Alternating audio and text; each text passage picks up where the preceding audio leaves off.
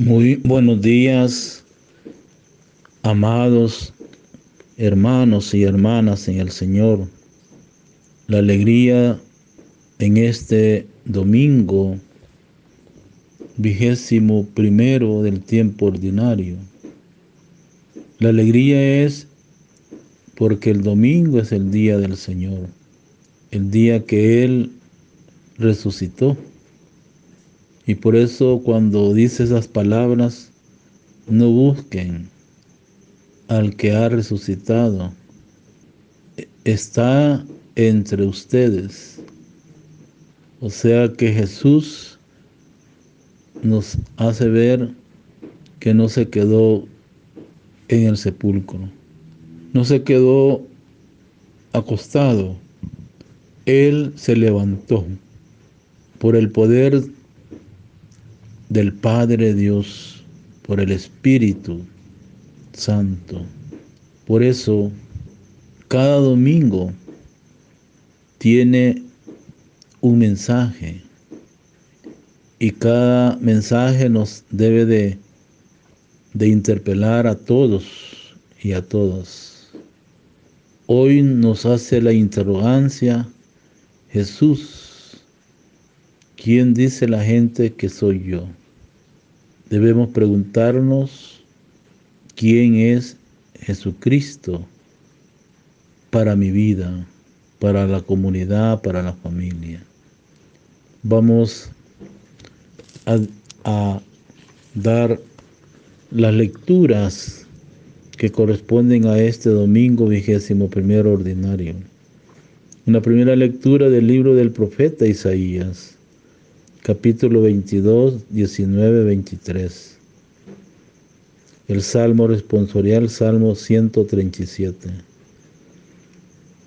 Y la segunda lectura de la carta de San Pablo a los Romanos, capítulo 11, 33 al 36. Del Evangelio según San Mateo, capítulo 16, 13, 20. Para que cada uno pues vayamos a la Sagrada Escritura y escudriñemos pues y busquemos esta cita bíblica. Vamos a comenzar pues la reflexión de este domingo y vamos a cantar Iglesia soy y tú también. Iglesia soy y tú también, en el bautismo renacimos a una vida singular y al confirmar hoy nuestra fe, lo proclamamos compartiendo el mismo pan. No vayas triste en soledad, ven con nosotros y verás a los hermanos caminando en el amor. Ven con nosotros y serás en la familia un hijo más, iremos juntos caminando en el amor. Yo la veré envejecer, pero a mi madre con arrugas y defectos la querré, la quiero más, pues sé muy bien que ha envejecido sin dejarme de querer. No vayas triste en soledad, ven con nosotros y verás a los hermanos caminando en el amor. Ven con nosotros y serás en la familia un hijo más, iremos juntos caminando en el amor. El Señor esté con ustedes y con tu espíritu. Proclamación del Santo Evangelio según San Mateo, en el capítulo 16, versos 13, 20. En aquel tiempo, cuando llegó Jesús a la región de Cesarea de Filipo, hizo esa pregunta a sus discípulos: ¿quién dice la gente que es el Hijo del Hombre? Ellos le respondieron: unos dicen que eres Juan el Bautista, otros que Elías, otros que Jeremías o alguno de los profetas. Luego les preguntó: ¿y ustedes? ¿Quién dicen que soy yo? Simón Pedro tomó la palabra y le dijo: tú eres el Mesías, el Hijo de Dios vivo. Jesús le dijo entonces: dichoso tú, Simón, hijo de Juan, porque esto no te lo ha revelado ningún hombre, sino mi Padre que está en los cielos. Y yo te digo a ti que tú eres Pedro, y sobre esta piedra edificaré mi iglesia. Los poderes del infierno no prevalecerán sobre ella. Yo te daré las llaves del reino de los cielos. Todo lo que ates en la tierra quedará atado en el cielo, y todo lo que desates en la tierra quedará desatado en el cielo. Y les ordenó a sus discípulos que no dijeran a nadie que él era el Mesías. Palabra del Señor. Gloria a ti, Señor Jesús. Si permanece fieles a mi palabra, ustedes serán verdaderamente mis discípulos. Así conocerán la verdad y la verdad les hará libre. Queridos hermanos, en primer lugar, hemos escuchado la proclamación del Santo Evangelio, como al ver las otras lecturas del profeta Isaías y Pablo a los romanos, y este Evangelio de Mateo. ¿Qué dice el texto bíblico hoy? Trata de comprender lo que el texto nos dice a todos y te dice a ti y a mí. Tenemos que ubicarnos en el tiempo, en el lugar, en el espacio, y ver los personajes que aparecen en el texto bíblico. Por eso es importante marcar con un signo de interrogancia lo que no entiendes. Quédate con aquella frase o palabra que te llama la atención, la que más te resuena en el corazón. Puedes subrayarlas. Debemos meditar también el texto de la palabra de Dios, especialmente el Evangelio y las otras lecturas. ¿Qué me dice a mí hoy el texto bíblico? Por eso la palabra de Dios es viva y eficaz, es actual. Ha hablado a todos los hombres, mujeres, familias, jóvenes y comunidades cristianas a través de la historia de la humanidad. Hoy quiere hablarte a ti y a mí y a todos en forma personal. Por eso el Señor conoce tu corazón, sabe lo que en este momento estás viviendo, sabe de tus penas, tus momentos que estás pasando, dolores, fracaso, miedo, frustraciones, logros y alegría. Es ahí donde Él quiere llegar con su palabra para dolerse contigo, sostenerte y consolarte también, para alegrarse contigo y animarte y a compartir tu alegría con tus hermanos. Quédate pues con la palabra que más te ha tocado el corazón. Márcala con un signo de exclamación.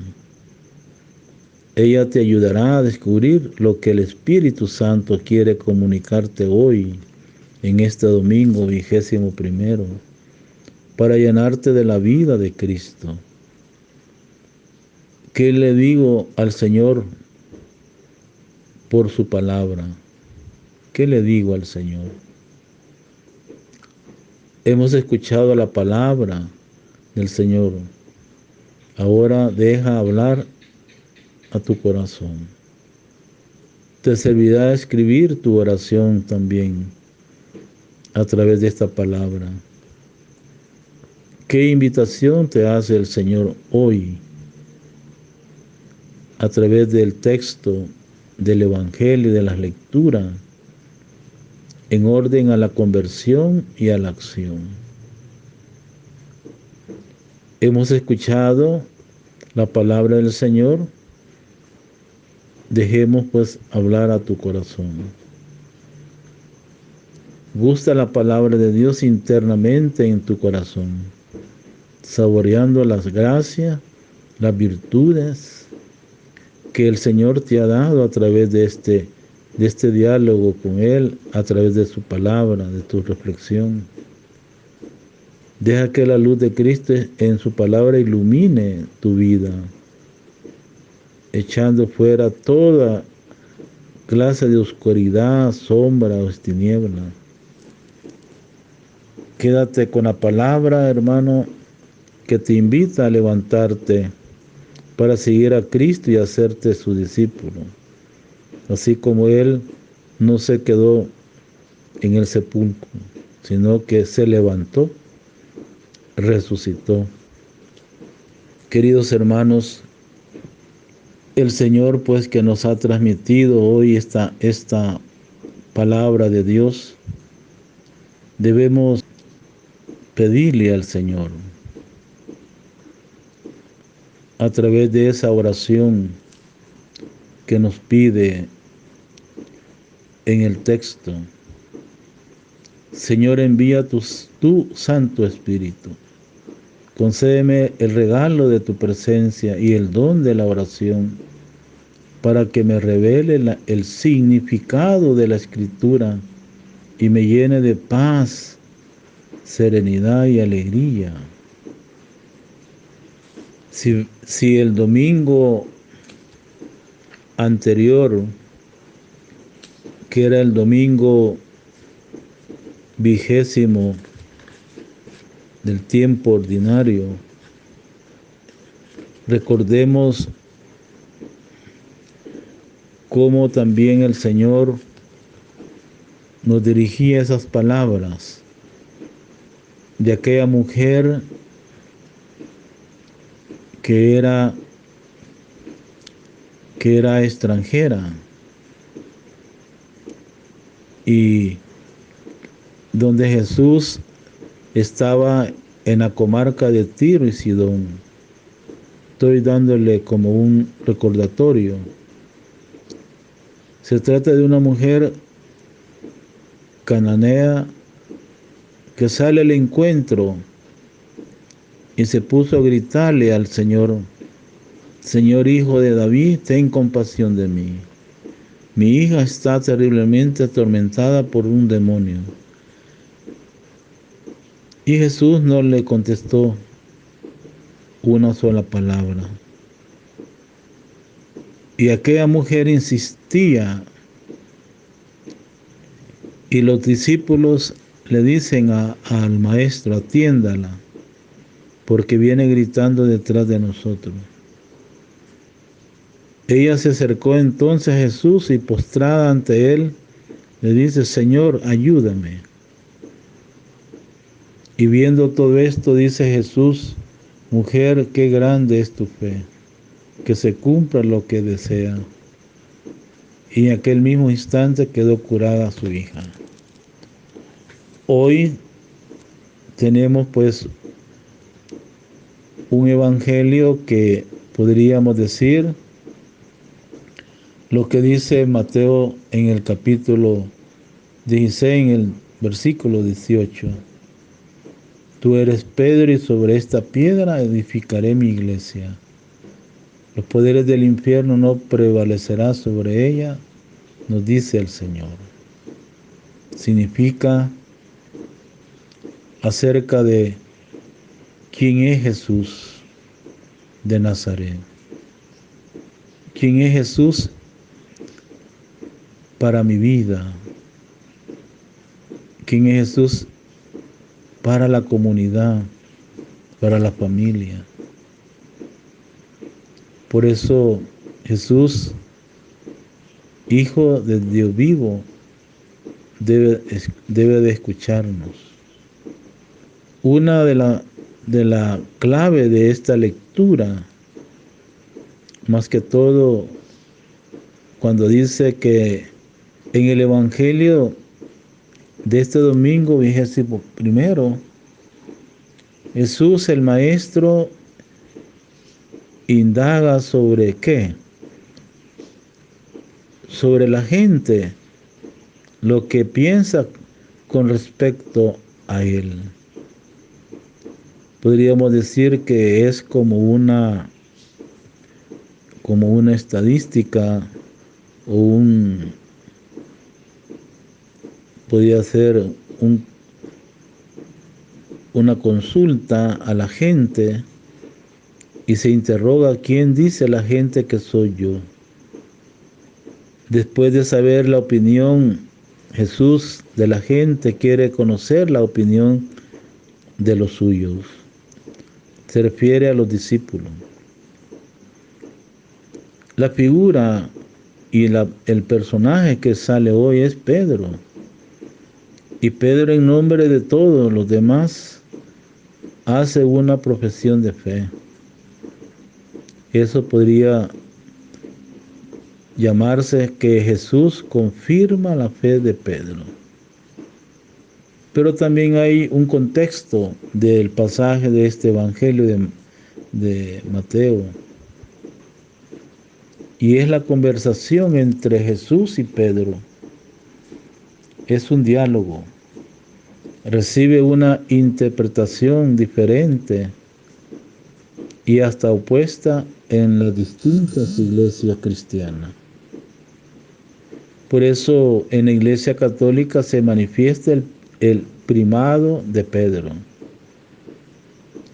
Por esto, sin disminuir el significado del texto del Evangelio. Hermano, conviene en el contexto del Evangelio de Mateo, en el cual otros pasajes, las mismas cualidades conferidas a Pedro, son atribuidas también a otras personas. No son, por lo tanto, exclusivas de la personalidad de Pedro. Es bueno, pues, hermanos, siempre tener presente que el Evangelio, el texto de Mateo, que ha sido escrito hacia el final del primer siglo para la comunidad de judíos convertidos que vivían en la región de Galilea y de Siria. Por eso eran como las comunidades que habían sufrido mucho y habían sido perseguidos por muchas dudas sobre su fe en Jesús de Nazaret. Por eso el Evangelio de Mateo trata de ayudarles a superar las crisis y a confirmarlas en la fe en Jesús, el Mesías, que ha venido a cumplir la promesa del Antiguo Testamento. Por eso dice que el Antiguo es la promesa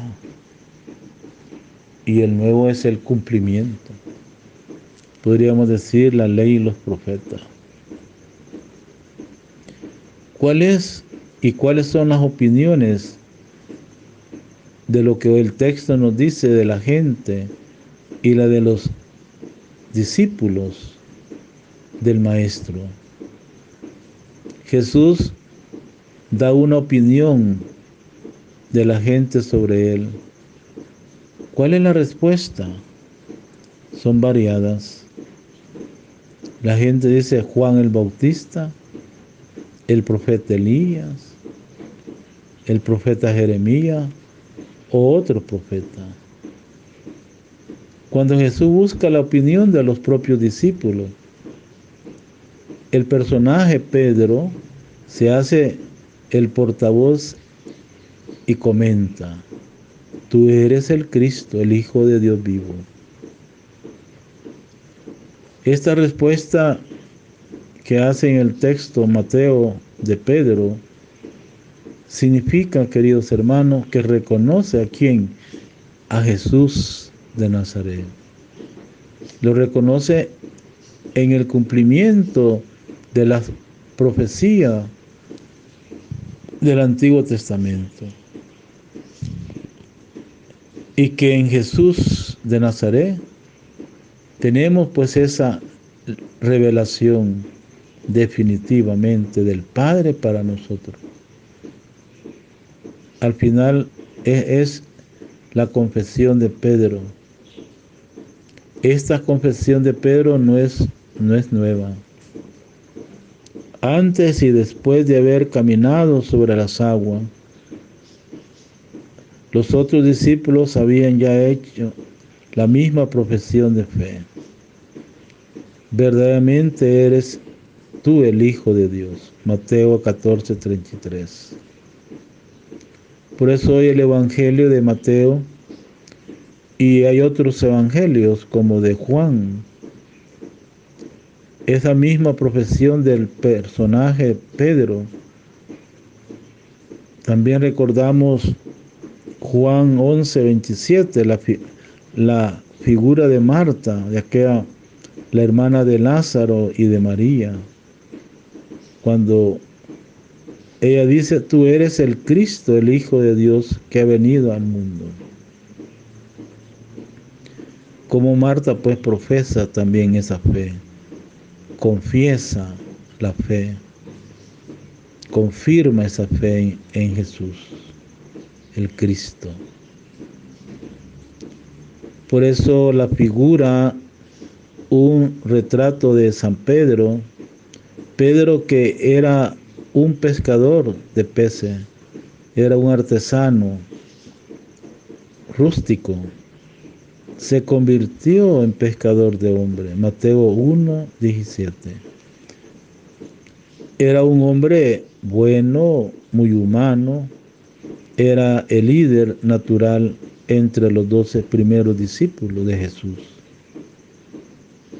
Pero Jesús, el Maestro, respeta este liderazgo y hace que Pedro, un animador de su primera comunidad, Juan 21:17. Amados hermanos, antes de entrar en el texto de Mateo hoy, vemos en la comunidad de Jesús a Pedro, que lo llama Simón Bar Jonás. Mateo 16:17. ¿Qué significa eso? Simón Bar Jonás. Es decir, Simón, hijo de Jonás. O sea, hijo de Juan. Jesús lo llama Cefa o piedra. Juan 1:42. Que después se convierte en Pedro. Lucas 6:14. Por eso, por su naturaleza, por su carácter, la figura de Pedro podía serlo, todo menos piedra. Pedro era valiente en el hablar, pero en el momento del peligro, de la persecución, todo eso se dejaba dominar del miedo y huía. Cuando él le dice a Jesús: si eres tú, mándame a caminar donde estás tú. Por ejemplo, la vez en la que Jesús caminaba sobre las aguas, Pedro le dice: Jesús, deja que yo también camine sobre las aguas. Ante esto Jesús le dice: puedes venir, Pedro. Vemos ahí a Pedro como una persona arrogante, una persona llena de orgullo en ese momento, llena tal vez no de soberbia, pero Pedro sale de la barca y empieza a caminar sobre las aguas. Pero apenas vio una ola alta, se atemorizó. Ahí es donde perdió la confianza. Y eso nos pasa muchas veces a todos nosotros. Perdemos la confianza ¿en quién? En Jesús. Porque comenzamos así como Pedro, hundiéndonos y gritando: Señor, sálvame. Aún en estos tiempos que estamos viviendo, de esta crisis, de esta pandemia y otras pandemias que existen,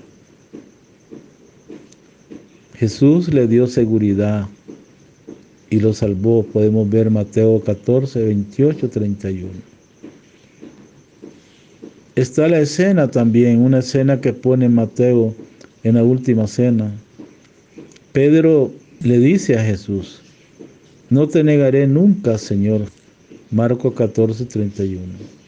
Pero pocas horas después, en el palacio de los sumos sacerdotes, delante de una criada, cuando Jesús ya había sido arrestado, Pedro negó con juramento que no tenía nada que ver con Jesús. Marcos 14, 6, 6, 7, 2. Cuando Jesús se encontraba en el huerto de los olivos, Pedro saca la espada. Juan 18, 10. Pero al final huye, dejando a Jesús solo. Marcos 14, 50. Por eso, hermano, por su naturaleza, Pedro no era la piedra.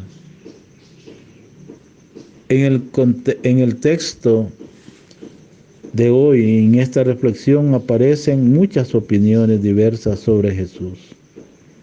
Debemos interrogarnos hoy: ¿cuáles son las opiniones que existen en nuestra comunidad, en nuestra familia, sobre Jesús de Nazaret? Estamos hoy pues hablando sobre la figura de Pedro, y por eso Jesús dice: sobre esa piedra o esa roca edificará mi iglesia. Quiero como iluminar lo que nos dice el magisterio latinoamericano y del Caribe. En el documento de Puebla, año 79. En el capítulo primero, donde habla sobre el contenido de la evangelización, y el capítulo 2, que es evangelizar. En el número 167 nos dicen los obispos de América Latina, refiriéndose a la iglesia: la iglesia es misterio de comunión, pueblo de Dios, al servicio de los hombres y de las mujeres, de todo. Continúa a través de los tiempos siendo evangelizada, llevando a todo la buena nueva, el Evangelio. La verdad sobre Jesucristo, el Salvador que anunciamos. En el número 170 nos hace recordar lo que hoy el Evangelio nos ha dicho. La pregunta fundamental del Señor. ¿Cuál es la pregunta fundamental del Señor? ¿Y ustedes quién dice que soy yo? Mateo 16, 15. Dicen los obispos en el texto, se dirige permanentemente al hombre de América Latina y del Caribe y del mundo entero. Hoy como ayer se podría registrar diversas respuestas. ¿Quiénes somos miembros de la iglesia? Solo tenemos una, la de Pedro. Tú eres el Cristo, el Hijo de Dios vivo. Mateo 16, 16. Por eso el texto pues que nos da hoy este documento de Puebla nos hace pensar en Jesús. En el número 177 nos dice: a Jesús de Nazaret, consciente de su misión, anunciador y realizador del reino, fundador de su iglesia, que tiene a Pedro por cimiento visible. A Jesucristo vivo, presente y actuante en su iglesia y en la historia. Es importante tener en cuenta esas palabras de ese número de Puebla. Y sigue hablándonos el documento de Puebla, y dice en el número 189, la Iglesia de América Latina y del Caribe quiere anunciar, por tanto, el verdadero rostro de Cristo, porque en Él resplandece la gloria y la bondad del Padre providente y la fuerza del Espíritu Santo, que anuncia la verdadera e integral liberación de todos y cada uno de los hombres de nuestros pueblos. Qué importante esas palabras que nos dicen los obispos. Pero también, continuando siempre en estos capítulos primero y segundo sobre la evangelización, la verdad sobre la Iglesia, el pueblo de Dios, signo y servicio de comunión. Esa es la Iglesia, la que también predicó San Óscar Arnulfo Romero. En todas sus homilías siempre sacaba esas palabras: la verdad sobre la Iglesia, el pueblo de Dios, signo y servicio de comunión. La buena nueva de Jesús y la Iglesia, decía también el San Óscar Romero. En el número 221 nos dice que la presencia viva de Jesucristo en la historia, la cultura y toda la realidad de América Latina se manifiesta. Esta presencia en el sentir de nuestro pueblo va inseparablemente unida a la Iglesia, porque a través de ella su evangelio ha resonado en nuestras tierras. Tal experiencia entraña una profunda intuición de fe acerca de la naturaleza íntima de la Iglesia. También nos dice el documento de Puebla, la Iglesia y Jesús evangelizador. Número 222. Dicen el texto de los obispos, la Iglesia es inseparable de Cristo porque Él mismo la fundó, por un acto expreso de su voluntad sobre los 12 apóstoles, y cuya cabeza es Pedro, constituyéndola como sacramento universal y necesario de salvación.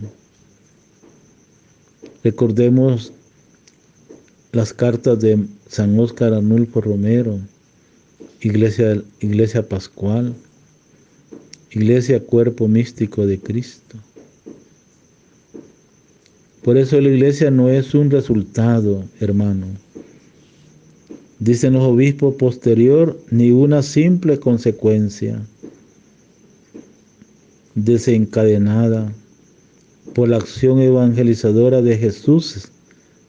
Ella nace ciertamente de esa acción, pero de un modo directo, pues es el mismo Señor quien convoca a sus discípulos, les participa del poder de su Espíritu dotado a la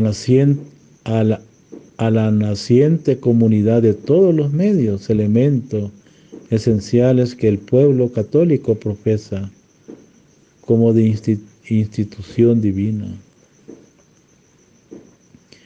En el número 223 dice que además Jesús señala a su Iglesia como camino normativo. No queda pues a discreción del hombre el aceptarla o no, sin consecuencia. Quien a ustedes escucha, a mí me escucha. Quien a ustedes rechaza, a mí me rechaza. Confrontar Lucas 10:16. Dice el Señor a sus apóstoles, pero lo mismo aceptar a Cristo exige, hermano, aceptar su Iglesia. Podemos ver pues esta parte del Evangelio, del legado de Jesús y objeto de nuestra fe, amor y lealtad. Lo manifestamos cuando oramos o rezamos y cuando profesamos nuestro credo, cuando decimos creo en la Iglesia, una, santa, católica y apostólica. Podríamos agregar y martirial. Según la historia de la Iglesia dice que el Papa León XIII le agrega y martirial. En el número 224 de Puebla dice, pero la Iglesia es también depositaria y transmisora del Evangelio. Ella prolonga en la tierra, fiel a la ley de la encarnación visible. ¿Cuál es esa encarnación visible? Es la presencia, es la acción evangelizadora de Cristo, como Él. Por eso la Iglesia vive para evangelizar. Esa es su dicha y vocación propia. Evangelio Nunciando, número 14. Proclamar a los hombres y mujeres y personas el mensaje de Jesús de Nazaret. En el número 225 dicen los obispos, esta iglesia es una sola, la edificada sobre Pedro, a la cual el mismo Señor llama mi iglesia. Mateo 16, 18. Solo en la Iglesia Católica se da la plenitud de los medios de salvación, legados por Jesús a los hombres mediante los apóstoles. Por ello tenemos el deber de proclamar la excelencia de nuestra vocación a la Iglesia Católica, Lumen Gentium 14. Vocación que es a la vez inmensa gracia y una responsabilidad. También los obispos en este documento dicen que la Iglesia y el reino que anuncia Jesús. El 226 dice que el mensaje de Jesús tiene su centro en la proclamación del reino, que en Él mismo se hace presente y viene. Este reino, sin ser una realidad desligable de la Iglesia, Lumen Gentium 8, del Concilio Vaticano II, transciende sus límites visibles. Esa palabra trasciende la trascendencia, la dimensión de Dios, decía San Óscar Romero, porque se da en cierto modo donde quiera que Dios esté reinando mediante su gracia y amor, venciendo el pecado y ayudando a los hombres a crecer ¿a qué? Hacia la gran comunión que les ofrece en Cristo. Tal acción de Dios se da también en el corazón de hombres que viven fuera del ámbito perceptible de la Iglesia, lo cual no significa en modo alguno que la pertenencia a la Iglesia sea indiferente. También en el número 230 dice que ¿en qué consiste el misterio de la Iglesia? Es una realidad humana, formada por hombres limitados y pobres, pero penetrada por la insondable presencia de quien, de la fuerza de Dios, del Dios Trino, que en ella resplandece, convoca y salva. En el número 231 dice Puebla, los obispos, la iglesia de hoy no es todavía lo que está llamada a ser. Es importante tenerlo en cuenta para evitar una falsa visión triunfalista. Por otro lado, dicen los obispos, no debe enfatizarse tanto lo que le falta, pues en ella ya está presente y operando de un modo eficaz en este mundo, que la fuerza que obrará el reino definitivo. La iglesia vive en misterio de comunión como pueblo de Dios. En el número 232 nos dice el texto, esas palabras: nuestro pueblo ama las peregrinaciones. En ella el cristiano sencillo celebra que el gozo de sentirse inmerso en medio de una multitud de hermanos y hermanas, caminando juntos hacia el Dios que lo espera.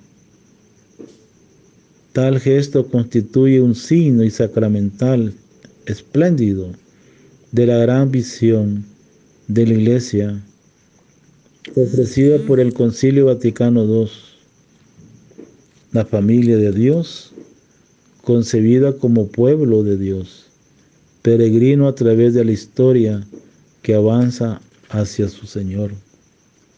Y el 237 dice también que la iglesia es un pueblo universal destinado a ser luz de las naciones. Profeta Isaías 49:6. No se constituye por raza, ni por idioma, ni por particularidad humana alguna. Nace de Dios por la fe en Jesucristo. Por eso no entra en pugna en ningún otro pueblo y puede encarnarse en todo para introducir ¿en qué? En su historia el reino de Dios. Así como decía Juan Bautista, el reino de Dios ya está entre nosotros. Conviértanse, razas de víbora, decía. Y Jesús decía, el reino de Dios está ya. Conviértate y cree en el Evangelio. Así fomenta y asume. El asumir purifica, fortalecer y elevada todas las capacidades, riqueza y costumbre de los pueblos en lo que tiene de bueno. Lumen Gentium 13 del Concilio Vaticano II. Por eso en el 242 dice que la iglesia, familia de Dios, es hogar donde cada hijo, hija y hermano y hermana es también Señor, destinado a participar del señorío de Cristo sobre la creación y la historia. Señorío que debe aprenderse, hermano, y conquistarse mediante un continuo proceso. ¿Cuál es ese proceso? Es la conversión y asimilación del Señor. También la iglesia es un pueblo peregrino.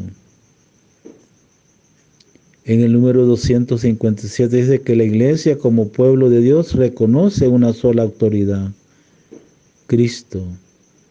Él es el único pastor que la guía, pero sin embargo los lazos que a Él la atan son mucho más profundos que los de la simple labor de conducción.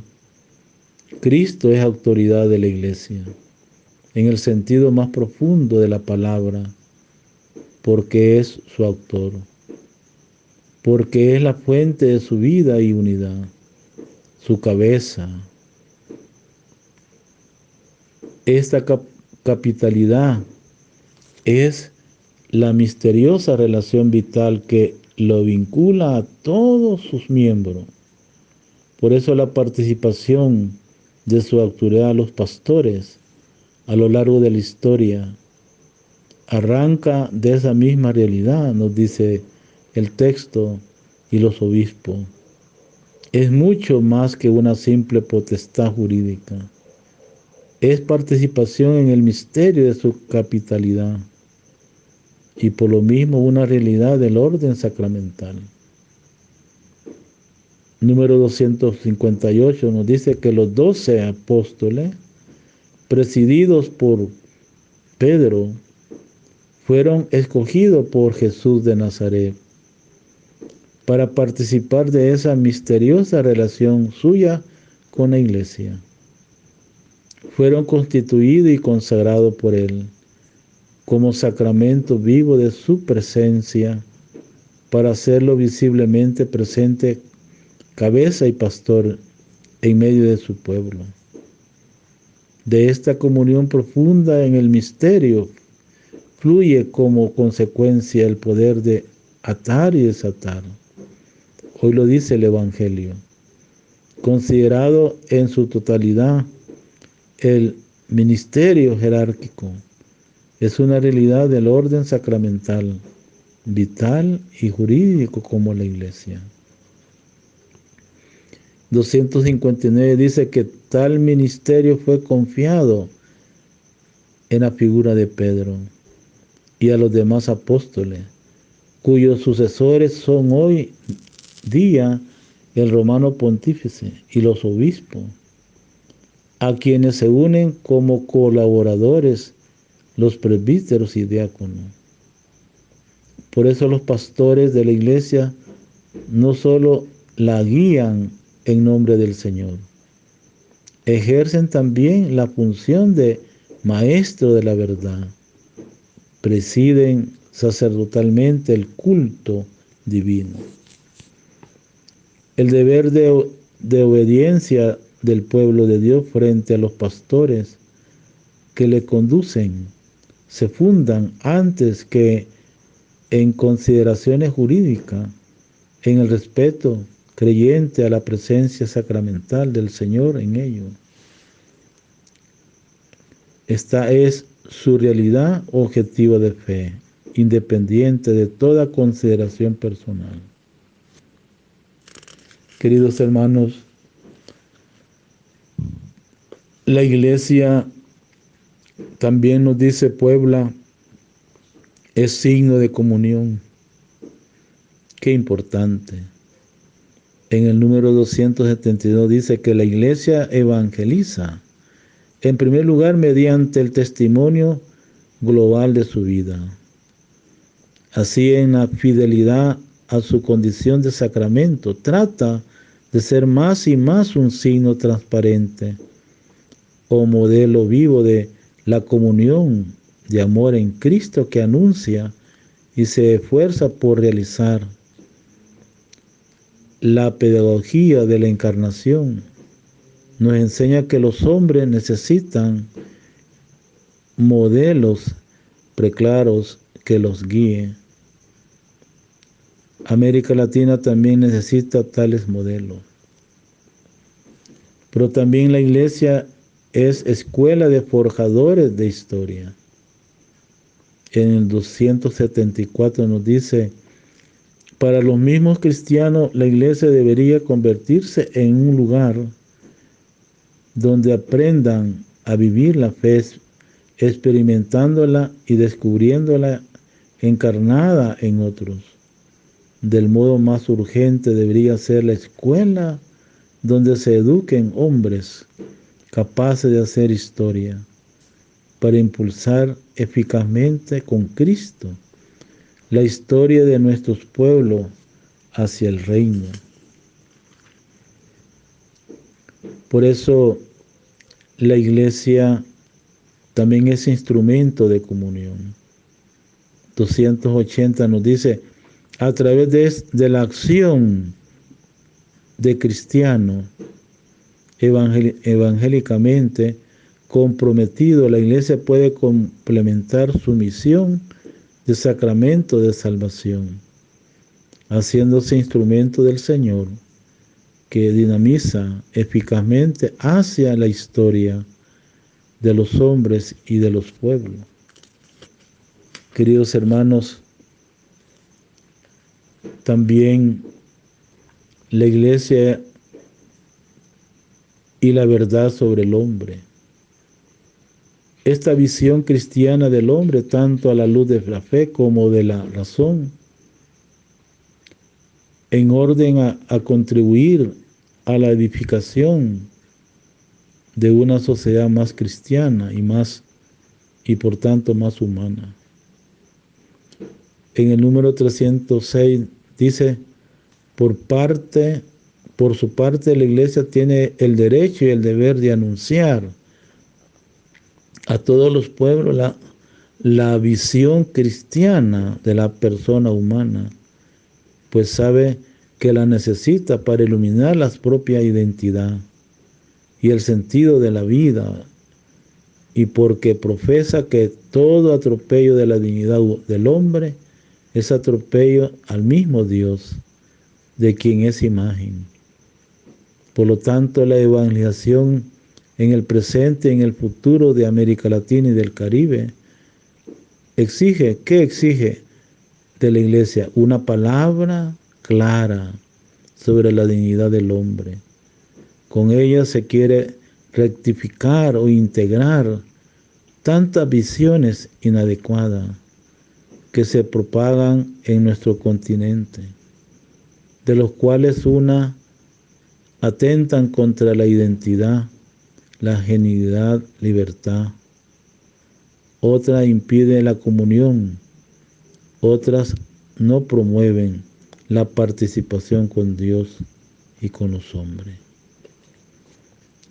Queridos hermanos, esto nos debe de cuestionar a nosotros, y por eso en el número 338 nos dicen los obispos: la iglesia tiene obligación de poner de relieve ese aspecto integral de la evangelización, primero con la constante revisión de su propia vida, y luego con el anuncio fiel y la denuncia profética.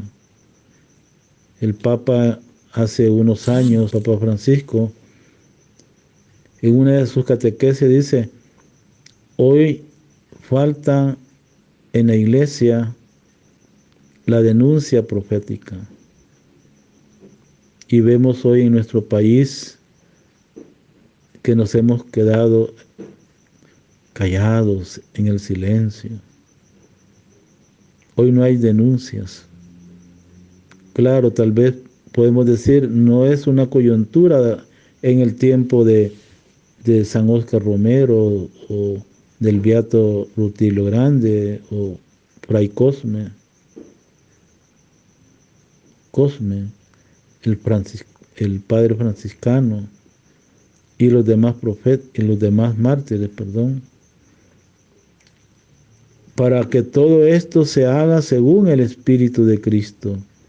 Debemos ejercitarnos en el discernimiento de las situaciones y de los llamados concretos que el Señor hace en cada tiempo, lo cual exige actitud de conversión y apertura a un serio compromiso con lo que se ha discernido como auténticamente el Evangelio.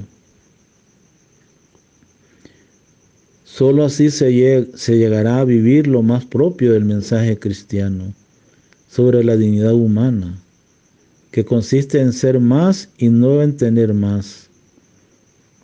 Esto se vivirá tanto entre los hombres que, acosados por el sufrimiento, la miseria, la persecución y la muerte, vemos pues en el país cuántos en 3 años 3 sacerdotes asesinados, y por eso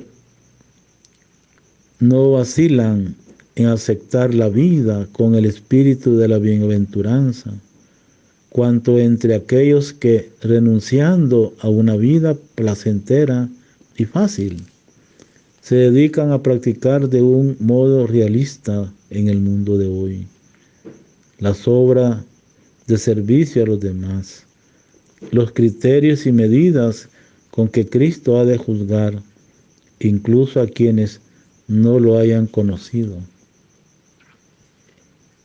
Por eso debemos pues tener muy en cuenta esas palabras.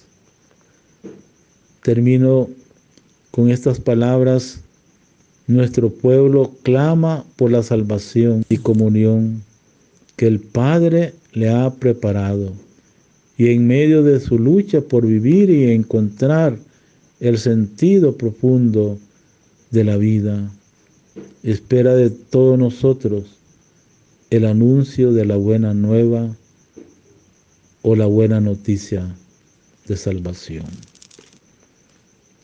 Así sea. Oremos. Te amo, Dios mío, en tus dones. Te amo en mi pequeñez, porque también en ella comprendo tu infinita sabiduría.